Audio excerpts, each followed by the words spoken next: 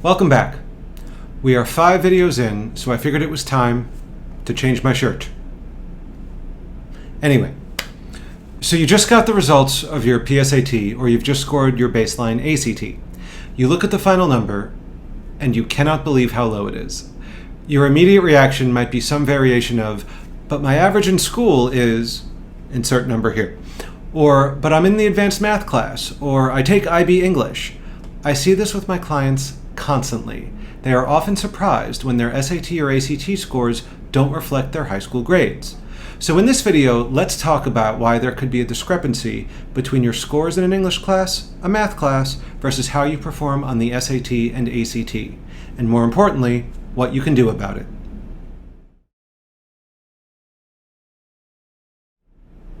The plain truth about the SAT and ACT is this. There is no perfect marriage between the material that you learn in high school and what is fair game on the SAT and ACT. I'm going to say that again. There is no perfect marriage between the material that you learn in high school and what is fair game on the SAT and ACT. My students and their parents are often incredulous when I tell them this, but it's true. Now, of course, some high school material overlaps with what appears on the tests, but on the whole, there are inevitably many gaps between what you've seen in high school and what the tests expect you to know. In my channel intro video, I referenced 2 students that I once worked with. One of the students texted me when she graduated from high school. This was right when the SAT was about to change formats from the old 2400 version to its current 1600 version. College Board, the maker of the SAT, was touting how the updated version of the test would be much more aligned with what students actually saw in their everyday classwork. She texted me the following. "Thank you so much for all you have done for me. I truly hope that the upcoming format changes will be better for the next generation, or that they will at least reflect what we actually learn in high school." Unfortunately, that didn't happen. Here's a message that I got from another student several years later regarding the updated format of the test. "I don't know how anyone knows this material without a tutor. The first student was from New York, and the second was from North Carolina. Both students agreed that their classwork did not prepare them for what they would see on the SAT or the ACT. And that is how all of my students feel. There is a very wide gap between what appears on the test and what my students see in their everyday classwork." Now, please don't misinterpret me. I am not trying to vilify high schools or teachers. I know many excellent teachers who are great at their job. My mother is one of them. Hi, Mom. In fact, I don't blame high schools at all. It should not be the job of the high school to cover the material that's relevant on the SAT or the ACT. It should be the other way around. These tests should mirror the material that students see in their everyday classwork, but unfortunately, they don't. Let's talk about how this is true for every section of the test, and more importantly, what you can do to remedy that.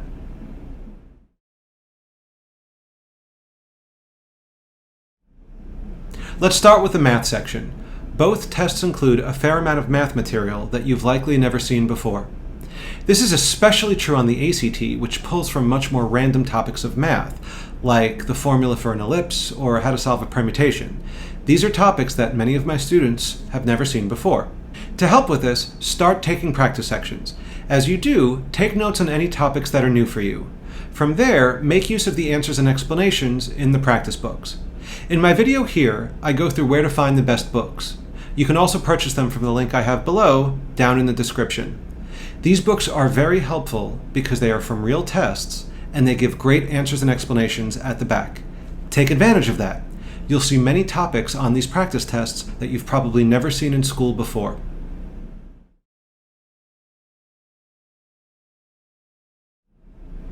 On the other side of the coin, you might be missing some math questions based on material that you have learned before, but just forgot.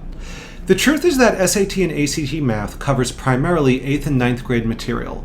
Older high school students are typically taking some version of trig, pre-calculus, or even calculus. Every day in school, they are learning some very advanced math topics, such as how to find the limits of a graph or how to simplify derivatives. Unfortunately, none of those topics will appear on the SAT or the ACT. When my students get stumped, it's often because they've forgotten a much more elementary concept of math that they haven't seen in years. So make sure that your fundamentals are solid. Put away your 11th grade math notebook and instead, go back to your 8th and your 9th grade math book. Make sure that you remember the basic Algebra 1 topics, such as systems of equations, operations with exponents and radicals, trinomial factoring, and formulas of the coordinate plane. These are the bread and butter topics of the test. Review them as needed.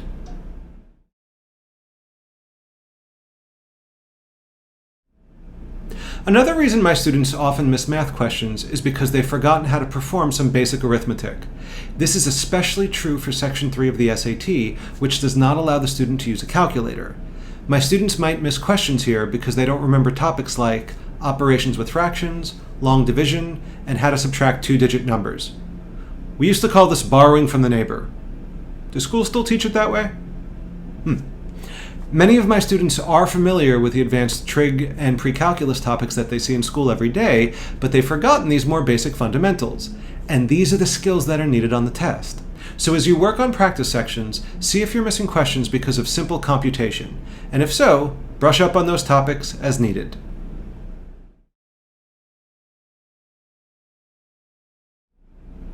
A student once told me this story about her English class. She said that her teacher would hand back papers she had written with all of the mistakes circled. For example, if she had mixed up the words your and your, or it's and its, the teacher would circle it.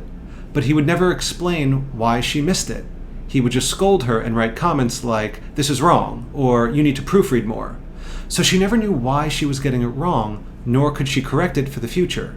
My students tell me stories like this all the time. The grammar material that comes up on the exam is not a part of their everyday high school curriculum. Now, some of my students do see this material more regularly in school. Again, I am not trying to vilify schools.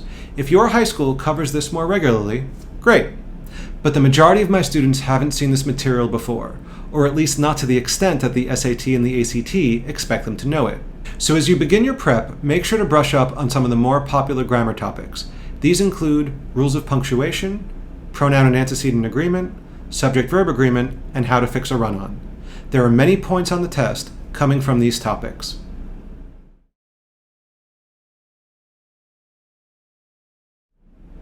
Here's another discussion I once had with a student. She had an average in the high 80s. Her baseline verbal score on the SAT was a 410 out of 800. In working together, I could see that she did not understand any of the passages that she read.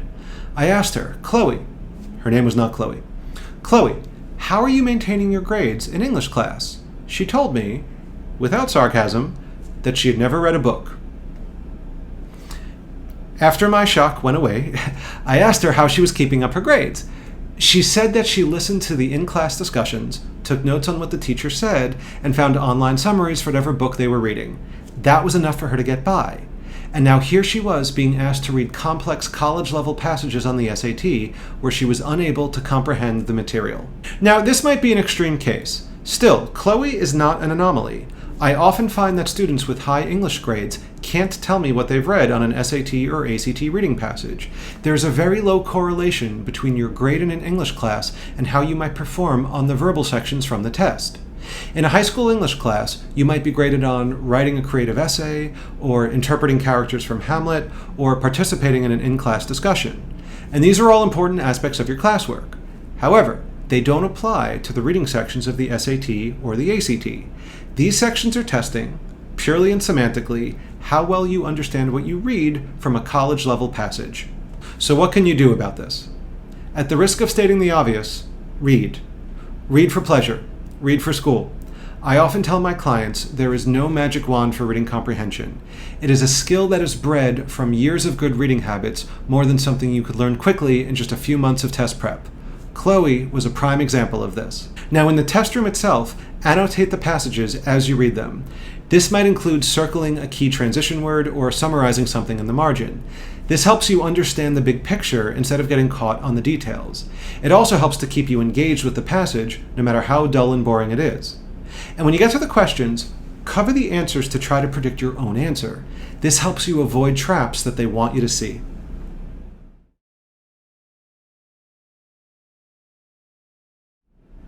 The biggest misconception about the ACT science section is that it is testing science. And it's not. I touched on this a bit in a previous video. The science questions on the ACT are not testing science facts or content area knowledge. In other words, a question there won't expect you to know things like the atomic number of carbon. Instead, the science questions want you to analyze experiments and extrapolate based on trends within the data. Here's an example of what a science question would want you to do. What is the estimated lifespan of a spectral type B star? Press pause as needed to think about it. They are asking about lifespan, which is the y-axis of the second graph. That is being plotted against mass on the x-axis. Notice the relationship here. As mass goes up to the right, the lifespan number starts to level off. The key to this question is to find the number that they want from the first table. Spectral type B has a mass of 10 sun units. Now you need to think about how that corresponds to the second figure. In the second figure, the x-axis only measures mass from 0 to 2.8, but we have a star with a mass of 10. So this question wants you to project beyond the scope of a graph. If a star had a mass of 10, it would be much further to the right along the x-axis. You are allowed to assume that any trend in the data will continue beyond the graph. So a type B star would be much further to the right along the axis. That means that the y-axis would continue to flatten out. The answer is J, less than 25 billion years. This is a good example of what an ACT science question wants from you. Notice there's nothing to study here. It's more about asking what are the trends in the data, or how do the graphs relate. So you might have a high grade in an honors chemistry class or an AP physics class, but very little of that content-based information appears on the test. The questions are not going to ask you about facts that you've learned from your science class. Now, I concede that of the 40 science questions, maybe 3 of them will be content-driven, but for the most part, that's not what these questions want from you. They'll be more like the one we just saw. Your best bet on the science section is continued practice. See if you can start to spot trends within the data, or interpret how scientists with conflicting viewpoints might feel about a certain experiment.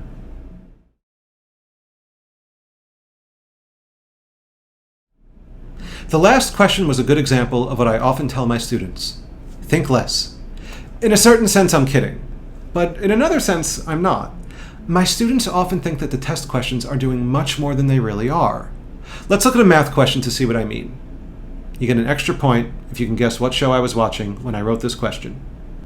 Carol has 12 pet tigers at her zoo. The scatter plot below shows the weight of each tiger and how much that tiger eats each day. How much is eaten by the tiger for which the line of best fit is most accurate? Pause as needed to think about it. When a scatter plot asks about the most accurate value, it means that they want the dot that falls closest to the line of best fit. So the answer would be this dot here. A tiger that weighs 700 pounds would be estimated to eat 80 pounds of food per day. The answer is 80. My students are often shocked when a test question is that simple because they are used to seeing much harder questions in school every day. Now, don't get me wrong, there will be plenty of tough questions. However, many of them are not so bad. This is especially true for the earlier math questions or the science questions where all you have to do is read a chart or a graph. So, in a certain sense, think less. Many of the questions will not challenge you in the way that the questions would from your high school class. They are far more transparent.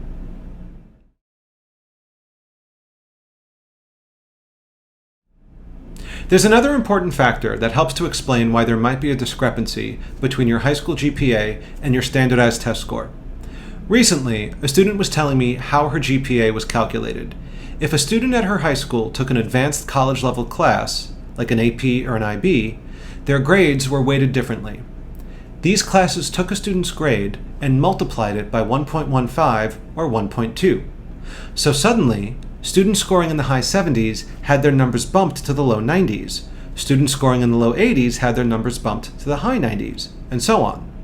So, forgive me for saying, many of my students, and their parents, sometimes have an inaccurate sense of their strengths and weaknesses in a certain class. Their grades do not indicate how they truly might be struggling with a certain topic.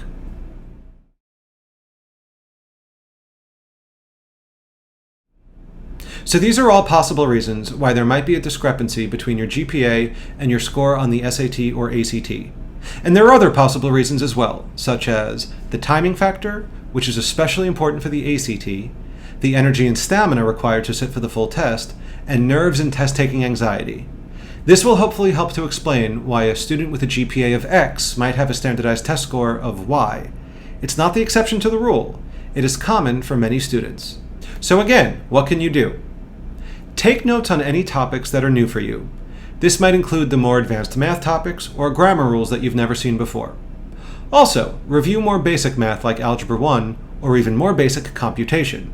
Again, these simpler concepts are much more popular on the exam, and more so than what you see every day in your typical math class. Read as much as you can. There are no test-taking tricks around this. Likewise, keep practicing the science questions. Remember, it's not about studying, it's about interpreting information and spotting a trend in the data.